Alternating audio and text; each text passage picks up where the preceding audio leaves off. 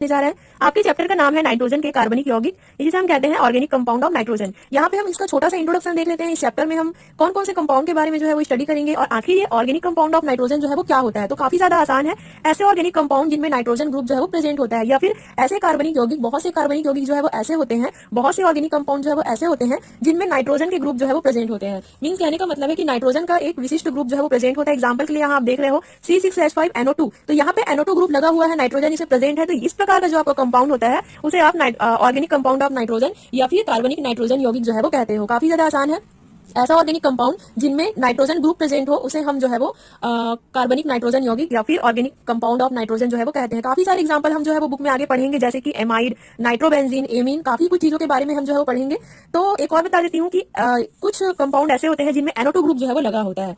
मतलब जिन कार्बनिक यौगिकों में ये जो नाइट्रो ग्रुप लगा होता है उसे हम नाइट्रो कंपाउंड कहते हैं। अगर इस प्रकार से NO2 अगर लगा होता है तो उसे हम नाइट्रो यौगिक या फिर नाइट्रो कंपाउंड जो है वो कहते हैं। तो ये छोटा सा एक इंट्रोडक्शन था कि आखिर ये ऑर्गेनिक कंपाउंड ऑफ नाइट्रोजन क्या होता है, जस्ट इसका इंट्रोडक्शन था। और यहाँ पे इस चैप्टर में, इस यूनिट में मैं आप लोगों को टोटल 15 से 16 नोट्स जो है वो प्रोवाइड करने जा रही हूँ। ये जो चैप्टर है वो काफी लेंथी चैप्टर है। अगर सारे ऑर्गेनिक रिएक्शन को मैं आप लोगों को बताऊं, कम से कम 50 से 60 नोट्स इसके जो है वो बन सकते हैं, लेकिन हम उतना डिटेल में नहीं जाएंगे। यहाँ पे मैं आप लोगों को केवल 15 से 16 ऐसे नोट्स दूंगी जो कि एग्जाम के पॉइंट ऑफ व्यू से वेरी इंपॉर्टेंट होंगे, और पिछले 5 से 6 सालों में जो रिपीटेड क्वेश्चन है केवल उन्हीं के बारे में मैं आप लोगों को बताऊंगी। मोस्ट टाइम पे क्वेश्चन होंगे, मे भी कुछ आगे पीछे हो सकता है, लेकिन 15 से 20 के बीच ही जो है वो हम ये चैप्टर जो है वो कंप्लीट करने की कोशिश करेंगे। तो चलिए स्टार्ट करते हैं। तो आज का हमारा टॉपिक होने वाला है, यहाँ पे हम देख लेते हैं कौन से टॉपिक के बारे में हम, पहला नोट्स हमारा कौन सा है। क्वेश्चन नंबर 1, ये क्वेश्चन जो है वो वेरी इंपॉर्टेंट है और एक दो बार एग्जाम में आ भी चुके हैं। यहाँ पे आपको पूछा गया है 2 मार्क्स के लिए, आपको ये क्वेश्चन जो है वो पूछे गए हैं।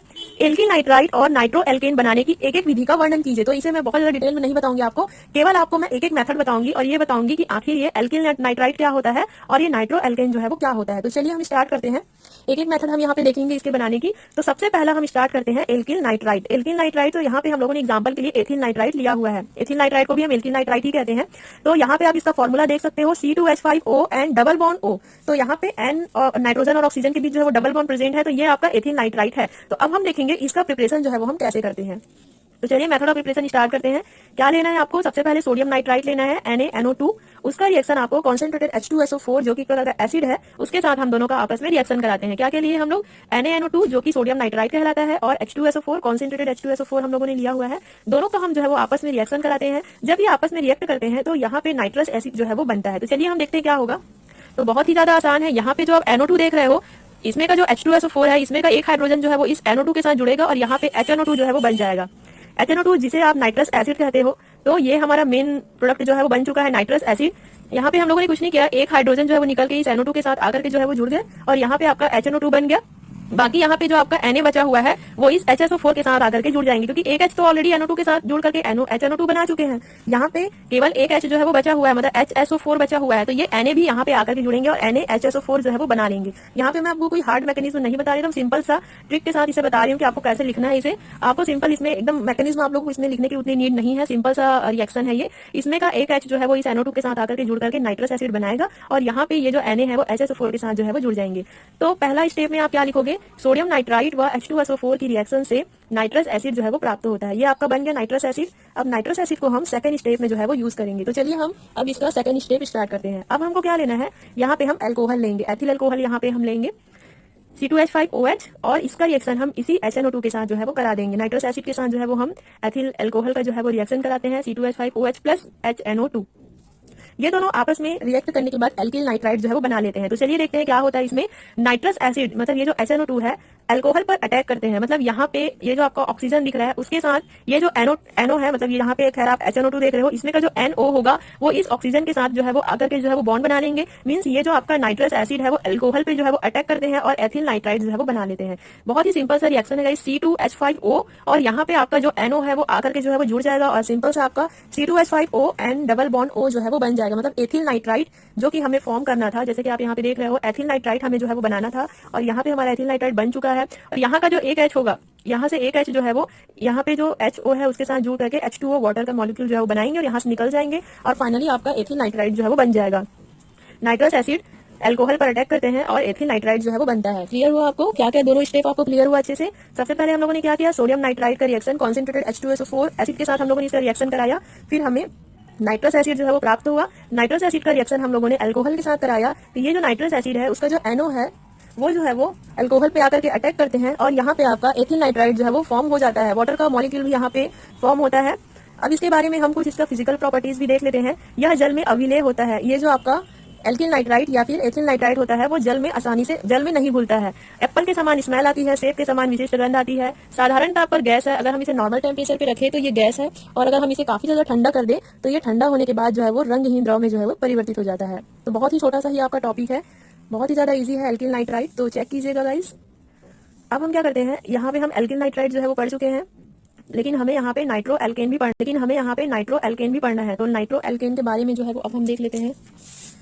तो नाइट्रो एल्केन हमारा सेकंड टॉपिक है, नाइट्रो एल्केन। तो चलिए अब हम क्या करते हैं, नाइट्रो एल्केन बनाने की विधि का वर्णन करते हैं। इसका स्ट्रक्चर मैं आप लोगों को लास्ट में बता दूंगी। पहले हम जो है वो यहाँ पे देख लेते हैं नाइट्रो एल्केन कैसे बनाएंगे। यहाँ पे आपको लेना है क्लोरो एसिटिक अम्ल, जो कि एक प्रकार का अल्फा हेलोजन एसिड जो है वो कहलाता है। क्लोरो एसिटिक एसिड आप लोगों ने यहाँ पे लिया हुआ है CH2Cl COOH। इसे जो है वो आपको NaNO2 के साथ जो है वो उबालना है। मतलब यहाँ पे आप देख रहे हो ये जो आपका अल्फा हेलोजन अम्ल है या फिर क्लोरो एसिटिक एसिड है, आप यहाँ पे क्लोरो एसिटिक एसिड भी लिख सकते हो, उसको हम NaNO2 के जली विलयन के साथ उबाल कर नाइट्रो एल्केन जो है वो प्राप्त करते हैं। तो ये भी 2 स्टेप में होगा। पहला स्टेप में क्या करना है, देखिए आपको CH2Cl COOH, तो ये जो आपका Cl है वो Na के साथ जुड़ेगा और NaCl बना करके यहाँ से ये बाहर निकल जाएंगे, और ये जो आपका NO2 बचा हुआ है वो इस कार्बन के साथ, मतलब ये Cl जो है वो यहाँ से निकलेगा तो ये NO2 जो है वो इसकी जगह पे आ जाएंगे, और आपका CH2COOH और ये जो आपका NO2 बचा हुआ था वो इस CH2 के साथ आकर के बॉन्ड C के साथ, कार्बन के साथ आकर के जो है वो बॉन्ड बना लेंगे, और NaCl जो है वो आपका यहाँ से निकल जाएगा और आपका बन जाएगा नाइट्रो एसिटिक एसिड। क्लियर हुआ आपका, यहाँ पे नाइट्रो एसिटिक एसिड जो है वो फॉर्म हो गया। क्या क्या किया आप लोगों ने, क्लोरो एसिटिक एसिड का रिएक्शन आप लोगों ने NaNO2 के साथ की कराया, इसे आप लोगों ने जली विलयन के साथ जब हम लोगों ने उबाला इसे, तो नाइट्रो एसिटिक एसिड जो है वो हमें प्राप्त हुआ है। ये आपका फर्स्ट स्टेप है। अब हम सेकंड स्टेप में क्या करते हैं, इसे जो है वो गर्म करते हैं। मतलब ये जो आपका नाइट्रो एसिटिक एसिड होगा उसे हम जो है वो गर्म करेंगे, जैसे कि आप देख रहे हो। गर्म करने के बाद यहाँ से CO2 का जो एक मॉलिक्यूल यहाँ से जो है वो कार्बन डाइऑक्साइड जो है वो निकल जाएगा। मतलब यहाँ से जो आपका COO है वो CO2 के रूप में यहाँ से जो है वो बाहर निकल जाएंगे, और इसका जो H है वो इसके साथ जो है वो जुड़ेंगे, और यहाँ पे आपका CH3NO2 मतलब आपका नाइट्रोमेथेन जो है वो बन जाएगा। ये भी आपका नाइट्रो एल्केन ही है। तो क्लियर होगा इस 2 स्टेप में कैसे हम लोगों ने नाइट्रो एल्केन का जो है वो फॉर्मेशन किया। ये आपका फॉर्मूला है नाइट्रो मेथेन का CH3NO2। यहाँ पे भी नाइट्रो ग्रुप जो है वो लगा हुआ है, NO2 ग्रुप जो है वो इसमें भी नाइट्रो एल्केन में भी लगा हुआ है। तो एक बार फिर से हम इसको रिवाइज कर लेते हैं। क्या क्या किया आप लोगों ने, क्लोरो एसिटिक एसिड का रिएक्शन आप लोगों ने NaNO2 के साथ कराया, तो यहाँ से NaCl, Na जो है वो Cl के साथ जुड़ा और यहाँ से NaCl निकला, नाइट्रो एसिटिक एसिड आपका फॉर्म हुआ। नाइट्रो एसिटिक एसिड को जब आप लोगों ने गर्म किया तो यहाँ से CO2 का एक मॉलिक्यूल यहाँ से निकल गया और यहाँ पे आपका नाइट्रोमेथेन जो है वो बन गया। इसके बारे में हम कुछ देख लेते हैं। नाइट्रो एल्केन रंगहीन सुगंधित द्रव है, मतलब ये कलरलेस होता है और इससे काफी अच्छी स्मेल आती है। ये जल में अघुलनशील है और ये भी वाटर में जो है वो नहीं घुलते हैं। तो लास्ट में हम क्या करते हैं, दोनों के बारे में एक एक स्ट्रक्चर जो है वो देते हैं, क्योंकि एग्जाम में आप लोगों को क्वेश्चन आता है तो आपको इसका स्ट्रक्चर भी बनाना होता है। तो पहले हम लोगों ने एथिल नाइट्राइट के बारे में पढ़ा हुआ है। एथिल नाइट्राइट का फॉर्मूला आप देख सकते हो, C2H5ON_O। ये आपका नाइट्रो एथेन है, C2H5NON_O। तो इस प्रकार से जो है वो दोनों का स्ट्रक्चर है। ये एक दूसरे के जो है वो समावयवी होते हैं। जो एथिल नाइट्राइट और नाइट्रो एथेन है वो एक दूसरे के समावयवी होते हैं। तो आई होप यू गाइस आज का टॉपिक भी आपको समझ आया होगा।